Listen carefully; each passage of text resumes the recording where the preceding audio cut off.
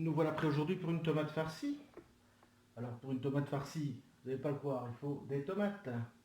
Vos tomates, lavées à l'eau avec un petit peu de vinaigre dedans, du haché, oignons, carottes en brunoise, un petit peu de jambon cuit, un petit peu de chapelure, thym, ail, laurier, romarin, petite échalote, quelques herbes ici, basilic, persil plat, persil frisé, sel, poivre, huile d'olive, un peu de vin blanc. Donc on commence par préparer nos tomates. On fait un beau chapeau et on évite nos tomates. Et on garde surtout l'intérieur parce que ça ira dans notre farce. Voilà. On évite bien. Et on met un petit coup de sel dedans.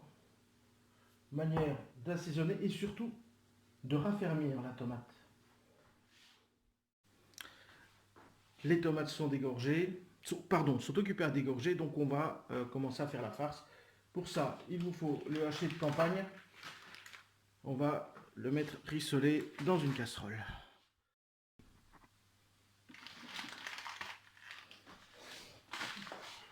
On fait chauffer un bon trait d'huile d'olive.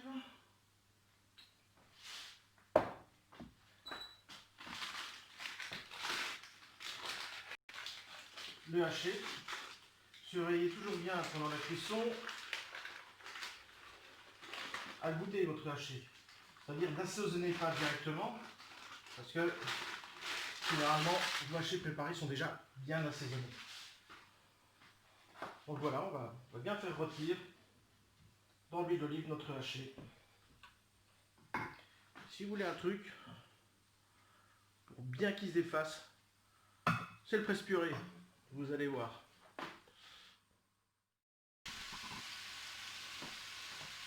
Ça rôtit bien, j'en ai profité pour ciseler mon échalote et mon ail. Je mets les aromates sur les oignons et les carottes. Là, ça colore bien. Il faut que ça colore un petit peu, pas trop non plus. Hein. Coloration, c'est pas noir. Il faut avoir un peu dessus de ce bon haché. Vous voyez ici, je fais à la cuillère en bois pour l'instant. Et là, pendant qu'on est un peu vite, on y va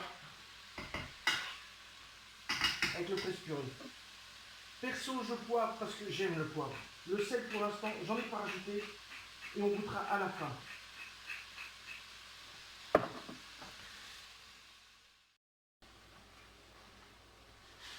Voilà, c'est bien rôti. On a bien défait avec notre presse-purée. Regardez. C'est plutôt pas mal. On a un petit peu de graisse dans le fond, le graisse de porc, parce que pour faire un haché, il faut mettre du gras. C'est ce qui va donner le moelleux. Et ici, si vous voyez bien, il n'y en a pas des tonnes. Il n'y a pas d'eau non plus. Ça veut dire que c'est une bonne viande.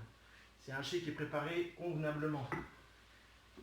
Donc, dans notre région, on a la chance d'avoir quelques boucheries qui travaillent convenablement. Donc, moi, j'ai été à les bulles au pâturage de Hache-moi chez Jean-Luc Origine. Mais vous en avez une à Jamoy maintenant qui travaille pas mal. Il y a notre Jean-Michel, bien sûr, à Florentville. Et beaucoup d'autres. Beaucoup d'autres. Je vous le dis, personne. Voilà. On va profiter de notre bon gras pour ajouter les aromates, les oignons, les carottes, l'échalote, l'ail, jambon chapelure, c'est pour la fin, les herbes aussi. Ici, on a gardé nos intérieurs de tomates. On va les mettre un petit peu, on va d'abord suer tout ça et bien faire donner les goûts à nos légumes et nos aromates. Vous voyez, ma viande est bien grasse. Au presse-purée, la viande est bien défaite. Vous allez me dire, Gérard, pourquoi le haché, tu le cuis avant? Pourquoi pas mettre le haché entièrement dans la tomate? Ben, ça se fait, mais une fois que vous avez cuit votre haché, pour qu'il soit cuit à cœur, votre tomate, il n'y en a plus. L'important ici, c'est de voir quelque chose de goûteux, tendre au milieu, et votre tomate est juste cuite. C'est quand même plus agréable, plus joli et bien meilleur. Voilà, on a bien fait suer tout ça. On va ajouter nos tomates. C'est tout ce qu'on mettra comme tomate dedans. On va pas remettre du coulis, on ne fait pas de bolognaise, hein. On fait une farce. Un petit trait de vin blanc, ça ne sert à rien de sortir un grand cru non plus. Un vin blanc de cuisine, c'est ce qu'il faut. Un bon trait de vin blanc. Et on va laisser mijoter ça pendant au moins 1 heure, sans couvercle. Je vous conseille quand même vivement de venir vérifier de temps en temps, pas que ça brûle. Donc on diminue. Je vais mettre sur 4 et je vais laisser cuire tout doucement.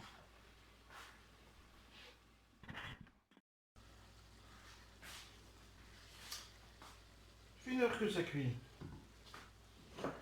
Ça me semble pas mal. On va retirer un petit peu les résidus d'aromates, comme mon petit bâton ici pour le thym. Il doit avoir mon bâton.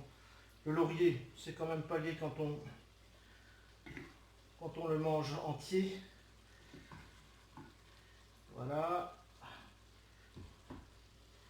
Voilà, le bâton encore ici. Tip top. On a encore un petit peu de mouillement. Donc un petit peu de graisse. Alors, pour colmater ça, pour que ça fasse une petite masse sans que ça soit trop compact, on met un petit peu de chapelure.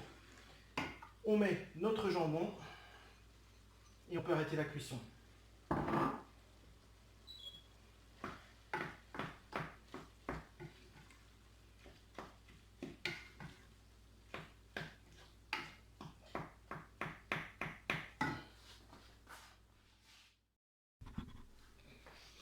J'ai tourné mes tomates qui ont bien dégorgé. J'ai lavé mon petit plat. Tout est prêt. On va juste maintenant rajouter un petit peu d'herbe dans notre masse. Un peu de persil. Là j'ai du basilic, du persil plat, je mélange tout. On y va.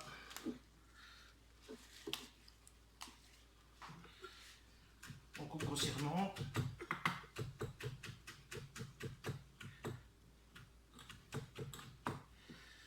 Voilà.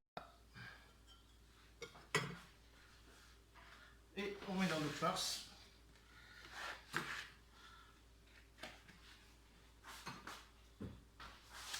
On mélange bien.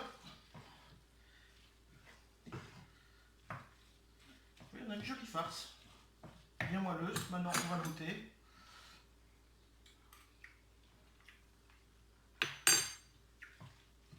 Le sel, c'est bon. On va poivre un peu.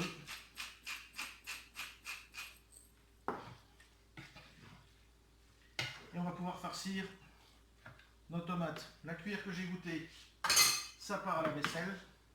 Et on prend une cuillère propre pour remplir nos tomates. C'est que c'est con, hein, mais il faut souvent le répéter. Donc voilà, nos tomates farcies, elles sont prêtes. On les met dans notre plat. On met un joli chapeau au-dessus. Il n'y aura plus qu'à les cuire.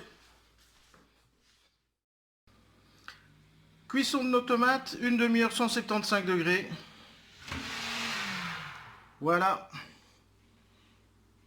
Après ça, vous aurez un très beau résultat. Belle tomate chaude, la tomate sera toujours vivante et goûteuse et moelleuse.